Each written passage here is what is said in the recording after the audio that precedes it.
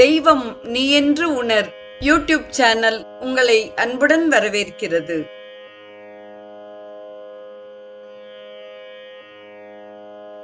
வாழிய செந்தமிழ். அன்பு நிறை உள்ளங்களுக்கு அன்பார்ந்த வணக்கங்கள்.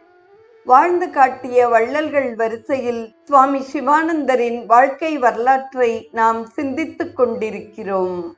இன்றைய நிகழ்வில் பணிவின் சிகரம் சுவாமி சிவானந்தர் என்பது குறித்து நாம் முதலில் சிந்திப்போம். குழந்தைகளானாலும் குருதேவர் அவர்களை மிகவும் மதிப்புடன் நீங்கள் வாருங்கள் என்று கூப்பிடுவார். நீ வா என்று அவர் யாரையும் அழைத்ததே கிடையாது. மனிதர்களிடம் மட்டுமல்லாது மிருகங்கள் பறவைகளிடத்தும் கூட அவர் மதிப்புடன் நடந்து கொள்வார். ஒரு சமயம் ஆசிரமத்துக்கு அருகில் நோய்வாய்ப்பட்டதாக ஒரு நாய் குட்டிகளுடன் பசியாய் கிடந்தது.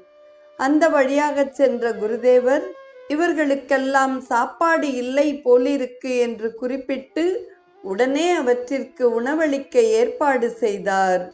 குருதேவரை எவரும் எப்பொழுதும் எளிதிலே அணுக முடியும்.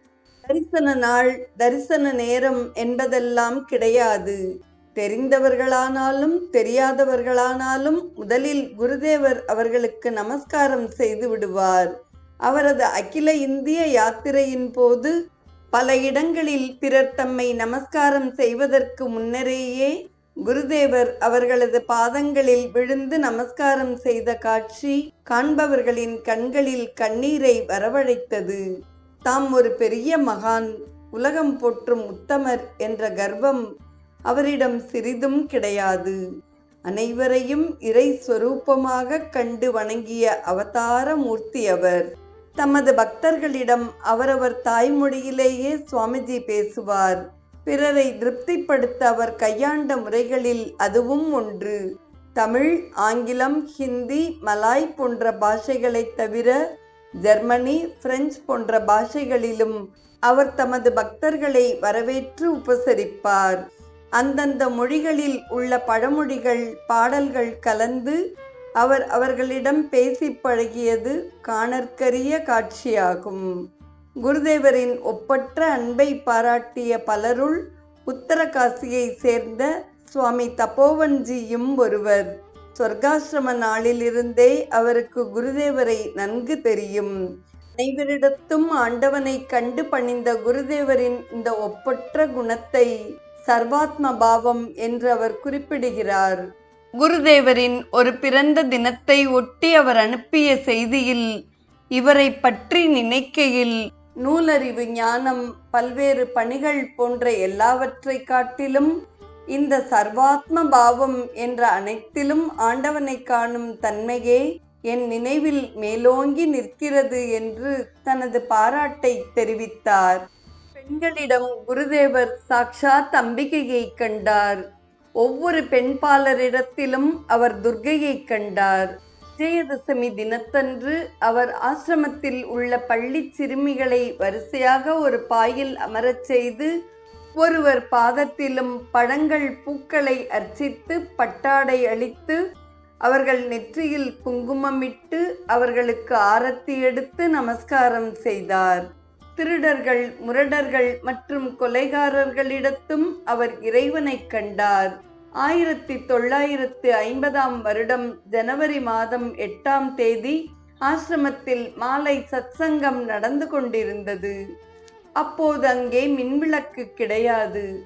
ஹரிக்கேன் விளக்கு வெளிச்சத்தில் கோவிந்தன் என்ற முரடன் கோடரி ஒன்றினால் குருதேவரின் தலையில் மும்முறை தாக்கினான். ஆனால் குறி தவறி சுவற்றிலும் கதவிலும் அவனது கோடரி மோதி சப்தத்தை எழுப்பியது. கோடரியின் மரப்பிடி மட்டுமே குருதேவரின் தலையில் இருந்த டர்பனின் மீது பட்டது. பொதுவாக தலையில் டர்பன் அணியாத குருதேவர் அன்று ஒருவரும் எதிர்பாராத விதத்தில் டர்பனை அணிந்திருந்தார். அந்த முரடனை அனைவரும் பிடித்து கட்டினர். போலீஸ் அழைக்கப்பட்டது.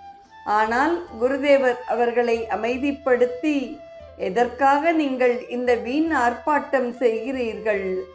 அவனது திட்டப்படி அனைத்தும் நடக்கின்றன.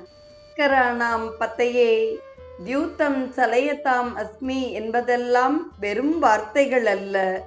எங்கும் நிறைந்த இறைவன்தான் திருடர், முரடர், கொலைகாரர் போன்றவர்களிடமும் இருக்கிறார்.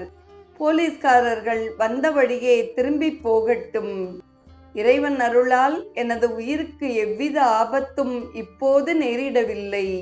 இன்னும் சிறிது காலத்துக்கு இந்த சரீரத்தின் மூலம் உலகுக்கு தொண்டு செய்ய வேண்டியது பாக்கி இருக்கிறது போல் தெரிகிறது. இந்த நிகழ்ச்சி புகட்டும் பாடம் இதுதான் என்று சொல்லி கோவிந்தனின் நெற்றியில் விபூதி குங்குமம் இட்டு அவனுக்கு தனது புத்தகங்களை அளித்து அஷ்டாட்சர மந்திர உபதேசம் செய்து பழம், உடைகள், போர்வையெல்லாம் அவனுக்கு பரிசளித்து அவனது ஊரான சேலத்துக்கு டிக்கெட் எடுத்து கொடுத்து ஆக்ரா வரை அவனது பாதுகாப்புக்காக 2 ஆசிரமவாசிகளையும் அனுப்பி வைத்தார். ஜெயதேவர்தான் எனது வழிகாட்டி. திருடர்கள் அவரை கொள்ளையடித்து அவரது கைகளை வெட்டி கிணற்றுக்குள் எறிந்தனர். அவரை அழைத்துச் செல்ல வைகுண்டத்திலிருந்து புஷ்பக விமானம் வந்தபொழுது தன் கைகளை வெட்டிய அந்த திருடர்களையும் கூட அழைத்தாலன்றி தான் மட்டும் வைகுண்டத்திற்கு வர முடியாது என்று மறுத்துவிட்டார். எனது லட்சியமும் அதுவே என்று தம் பக்தர்களிடம் அவர் கூறினார். குருதேவர் இறைவனை மனிதர்களிடம் மட்டுமின்றி மிருகங்கள், புழு பூச்சிகள் மற்றும் உயிரற்ற பொருள்களிடத்தும் கண்டு வணங்கினார். இது பற்றி அவர் தமது சீடர்களிடம், நீங்கள் இதை பயிற்சி செய்து பாருங்கள். சில மாதங்கள் பயிற்சிக்கு பிறகு உங்களிடம் ஏற்படும் மாற்றத்தை கவனியுங்கள். நீங்கள் மாறிய மனிதராக தென்படுவீர்கள், இறை மனிதராக தோற்றமளிப்பீர்கள் என்று கூறுவார். ஆசிரம பொது காரியதரிசியாக விளங்கிய சுவாமி கிருஷ்ணானந்தஜியிடம் குருதேவர், நான் முதலில் கங்கையை வணங்குகிறேன், பின்னர் இமயமலையை, பிறகு கதவை, ஜன்னலை, மலம் கழிக்கும் சாதனத்தையும் வணங்குகிறேன் என்று கூறினார். இத்தகைய பரந்த ஞானத்தின் காரணமாக எந்த ஒரு ஜீவராசியும் இன்னலுற்றால் அதை அவரால் காண சகிக்க முடியாது. கங்கை நீரில் ஏதாவது பூச்சிகள் உயிருக்கு போராடி மிதந்து வருமானால் உடனே அவற்றை கையில் ஏந்தி வெளியில் விட்டு விடுவார். கோடை காலத்தில் ஆசிரமத்தில் ஈக்களின் தொல்லை அதிகம் இருக்கும். சுகாதார இன்ஸ்பெக்டர், சுவாமிஜி, இந்த பூச்சிக்கொல்லி மருந்து அவ்வளவும் ஈக்களை ஒழித்துவிடும் என்று சொல்லி குறிப்பிட்ட ஒரு மருந்தை பயன்படுத்துமாறு கேட்டுக்கொண்டார். குருதேவர் அதை காதில் போட்டுக்கொள்ளவில்லை. பிறகு அவர் இன்ஸ்பெக்டரிடம், ஓஜி, அது பூச்சிகள் வராமல் செய்ய வேண்டுமே ஒழிய அவற்றை கொல்லக்கூடாது என்று கூறினார். ஒரு நாள் சத்சங்கம் நடந்து கொண்டிருந்த சமயம் இரவு வேளையில் டார்ச் விளக்கின் முனையால் தேள் ஒன்றை ஒருவர் நசுக்குவதை குருதேவர் பார்த்து விட்டார். கீர்த்தனத்திற்கு பிறகு அந்த அன்பரை நோக்கி குருதேவர், அதை நீங்கள் ஏன் கொன்றீர்கள் என்று கேட்டார். அது மக்களை கொட்டுகிறது என்று அவர் பதில் கூறினார். ஒரு தேளை கொன்றதனால் உலகத்தில் நீங்கள் தேளே இல்லாமல் ஆக்கிவிட்டீர்களா? கோடிக்கணக்கான மக்களை நீங்கள் தேள்கடியிலிருந்து காப்பாற்றி விட்டீர்களா? அதை கொல்ல உங்களுக்கு ஒரு சில வினாடிகளே ஆயிற்று. உங்களால் அதற்கு மீண்டும் உயிரை கொடுக்க முடியுமா? உயிரை கொடுக்க முடியாத உங்களால் எப்படி ஒன்றின் உயிரை எடுக்க முடியும்? பயங்கர தேள் நீங்கள்தான். தேளுக்கு கொடுக்கில் மட்டும்தான் விஷம், ஆனால் உங்களுக்கு உடல் முழுவதும் விஷம். பொறாமை, கோபம் போன்ற எத்தனை தீய குணங்கள் உங்களிடம் நிரம்பியுள்ளன. உங்களை இப்பொழுது நசுக்கி தள்ள வேண்டும் என்று குருதேவர் கோபத்துடன் கூறவே, அந்த நபர் அது முதல் எந்த உயிர் பிராணியையும் தாம் கொல்லுவதில்லை என்று உறுதியளித்தார்.